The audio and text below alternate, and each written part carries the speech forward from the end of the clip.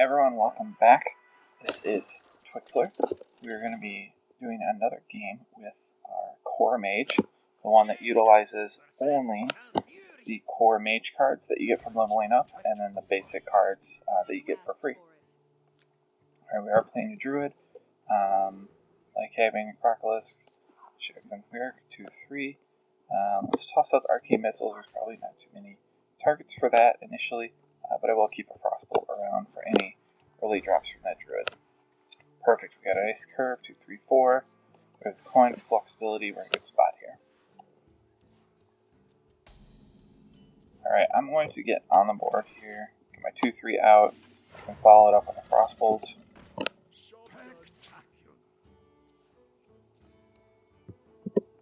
Let's say hi to him.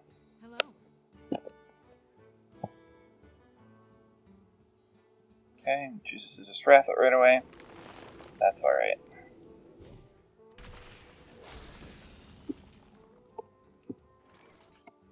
In here, this is a good spot where I could use the Frostbolt. We're gonna switch him. Could use the Frostbolt, but that doesn't really do anything. Gets rid of one of my cards in my hand. Does some damage to him, but that's not really going to have any effect right away. Alright, so again, I have the option here of using all my mana on my Cleric, or just throwing out my Acidic Swamp Ooze. You get the same stats on board, but this could be used later to buff another creature. So I'm going to choose, in this case, the Acidic Swamp Ooze. The opponent doesn't have any weapons generally, unless they're playing some crazy deck. We're looking to curve into our Chill One Yeti next turn.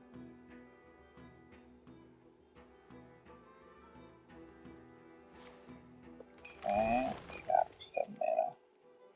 Whew. Alright, well this is going to 2-for-1 us probably. I'm going to throw the Yeti out.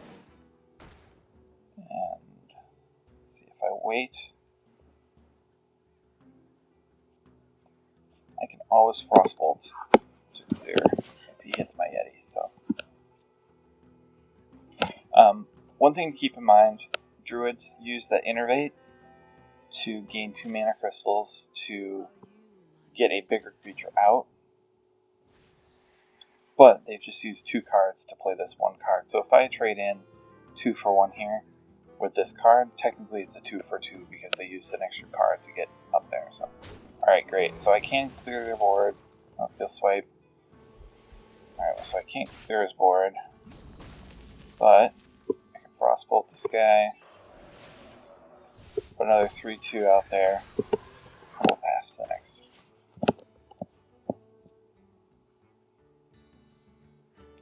If he leaves it on the board, I can buff him, clear it out, leaving another body behind. But no, he's going to clear.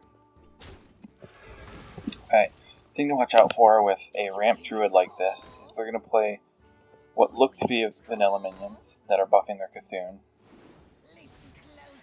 But they do have some good stats, and druid has some things that have a lot of damage to them. So we have a few options here. We can play at a 3-2, but that'll just get killed by one of these 3-4s. Commando, again, that 2 damage isn't going to really help a lot. We could try to draw into something, a good fireball. I'd like to get something on the board here.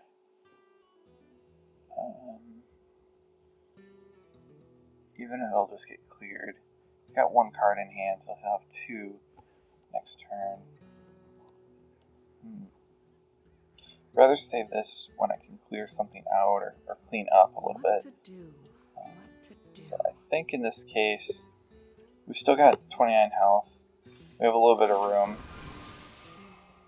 Draw into clerics. Alright, well let's get a cleric out there. If he clears it, we should be able to clean up at least one of his guys with a hero power next turn. Or we can do a combination of commando and arcane missiles to put 5 damage on the board somewhere. Okay, and he's just going to go face. So that's definitely a fireball target. Let's clear this guy out.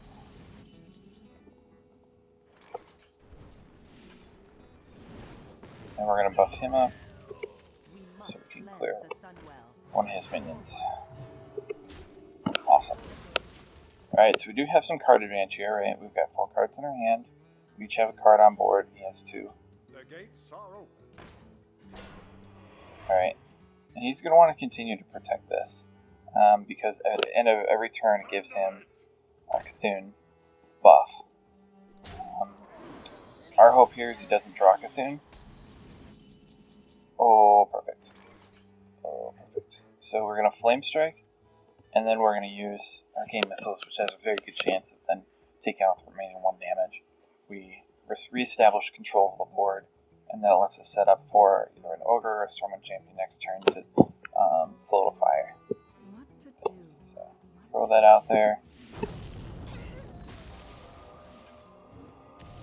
And they all went face. Well, at least we have a clear board. Sometimes that happens. This game does have a lot of randomness to it. So, alright, so we're going to want to throw out a Boulder Fist Ogre. He does have the ability to clear that out using a hero power and this minion.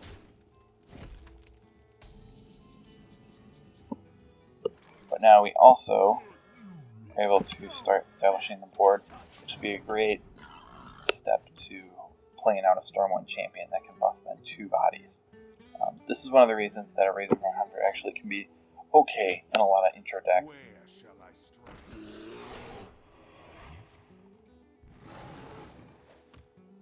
Okay, so he's going to protect that, and who's going face? Alright, so the next turn I can play my champion. Let's draw first. So I was planning on playing this guy because I'm going to trade in here. But a little tip for you guys is to draw first, see what you get. You never know, maybe I get another Fireball that makes things easier. I don't.